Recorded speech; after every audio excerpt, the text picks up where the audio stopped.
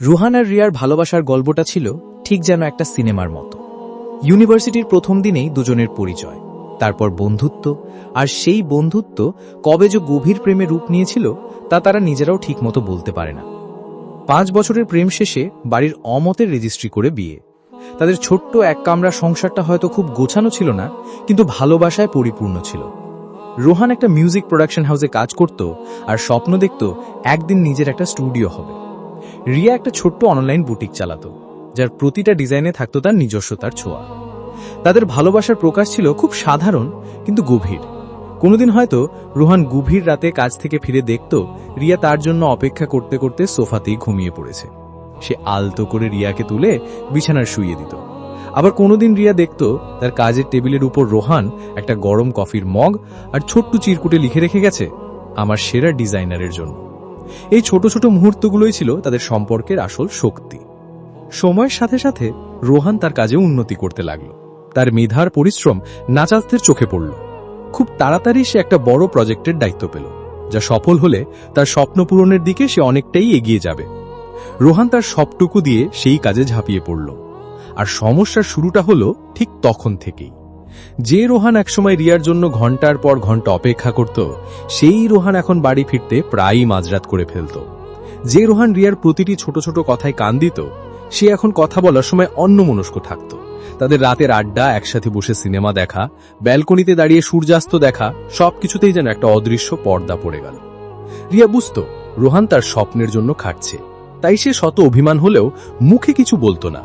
সে আগের মতোই রোহানের জন্য অপেক্ষা করত, তার পছন্দের খাবার রান্না করত, তার অস্তব্যস্ত ঘর গুছিয়ে রাখত। কিন্তু তার ভেতরের একাকিত্বটা দিনে দিনে বাড়ছিল। তার মনে হতো রোহানের স্বপ্নের পৃথিবীতে সে যেন ধীরে ধীরে অপ্রয়োজনীয় হয়ে পড়ছে। অভিমানের বাঁধটা ভাঙল তাদের 3য় বিবাহ বার্ষিকীর দিন। রিয়া সকাল থেকে অনেক আয়োজন করেছিল।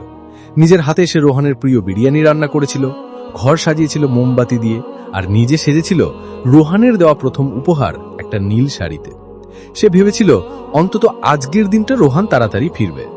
কিন্তু রাত বাড়ছিল, রোহানের ফেরার নাম ছিল না। রিয়া বারবার ফোন করছিল, কিন্তু রোহানের ফোন ব্যস্ত আসছিল। রাত 12টা বেজে গেল। মোমবাতিগুলো গলে প্রায় শেষ হয়ে এসেছে। টেবিলে রাখা বিরিয়ানি ঠান্ডা হয়ে গেছে। রিয়ার চোখের কাজল ততক্ষণে জলের সাথে মিশিয়ে একাকার। রোহান ফিরল রাত 1টায়, ক্লান্ত, বিধ্বস্ত। ঘরে ঢুকেই সে অবাক। এসব কি? বাড়িতে কোনো অনুষ্ঠান ছিল নাকি? রিয়ার ভেতরটা রাগে, দুঃখে, অপমানে জ্বলে উঠছিল। সে কোনো উত্তর না দিয়ে স্থির চোখে রোহানের দিকে তাকিয়ে রইল। তার সেই দৃষ্টির সামনে দাঁড়িয়ে রোহানের হঠাৎ মনে পড়ল। তার মুখটা ফ্যাকাশে হয়ে গেল। রিয়া, আমি আমি আমি একদম ভুলে গিয়েছিলাম। বিশ্বাস করো, আমি কাজের এত চাপ ছিল যে।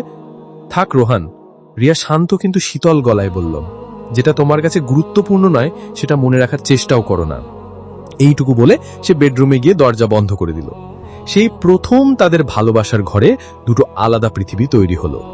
পরের কয়েকটা দিন কাটলো একদম বন্ধ করার নীরবতায়। তারা এক ছাদের নিচে থাকতো, কিন্তু তাদের মধ্যে যোজন যোজন দূরত্ব তৈরি হয়ে গিয়েছিল। রোহান 1000 বার ক্ষমা চাইল, রিয়াকে বোঝানোর চেষ্টা করলো, কিন্তু রিয়ার অভিমানের বরফ গলল না। সে রোহানের সাথে কথা বলতো, কিন্তু সেই কথায় কোনো আবেগ ছিল না, ছিল শুধু দায়িত্বের সুর। রোহানের প্রজেক্টটা বিশাল সফলতা পেল। তার স্টুডিও বানানোর স্বপ্নটাও প্রায় সত্যি হতে চলল। কিন্তু তার কিচ্ছু ভালো লাগছিল না। যে সফলতার জন্য সে দিনরাত এক করেছিল, সেই সফলতাটা ভাগ করে নেওয়ার জন্য তার ভালোবাসার মানুষটাই আজ তার পাশে নেই। সে বুঝতে পারছিল স্বপ্ন পূরণ করতে গিয়ে সে তার জীবনের সবচেয়ে বড় সত্যিটাকেই হারিয়ে ফেলতে বসেছে। একদিন রাতে রোহান বাড়ি ফিরে দেখল রিয়া ব্যালকনিতে দাঁড়িয়ে আছে, শূন্য দৃষ্টিতে আকাশের দিকে তাকিয়ে। রোহান আর পারল না। সে তার গিটারটা হাতে তুলে নিল, তারপর সেই সুরটা বাজাতে শুরু করলো, যে সুরটা সে প্রথম রিয়ার জন্য তৈরি করেছিল, তাদের ভালোবাসার সুর। গিটারের শব্দে রিয়া চমকে তাকালো। তার চোখের কোণায় জল চিকচিক করে উঠল। রোহান গিটারটা পাশে রেখে রিয়ার সামনে এসে দাঁড়ালো। তার হাত ধরে হাঁটু গেড়ে বসলো। তার চোখ দিয়েও তখন জল পড়ছে। আমি জানি, শুধু সরি বললে আমার অন্যায়টা মুছে যাবে না রিয়া। আমি আমার স্বপ্নকে তাড়া করতে গিয়ে তোমাকে পিছনে ফেলে এসেছিলাম, কিন্তু আজ আমি বুঝতে পারছি তুমি ছাড়া আমার কোনো স্বপ্নই পূর্ণ নয়।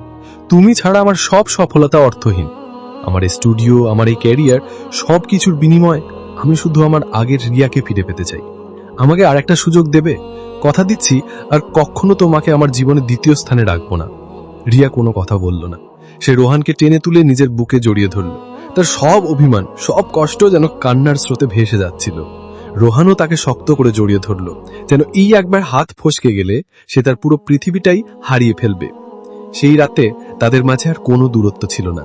তারা একে অপরকে বুঝিয়ে দিয়েছিল জীবনে স্বপ্নের প্রয়োজন আছে, সফলতার প্রয়োজন আছে, কিন্তু ভালোবাসার চেয়ে কোনো বড় স্বপ্ন বা সফলতা হতে পারে না। তাদের হারানো সুরটা তারা আবার খুঁজে পেয়েছিল, আর এবারটা বেজে উঠেছিল আগের চেয়ে অনেক বেশি মধুর হয়ে।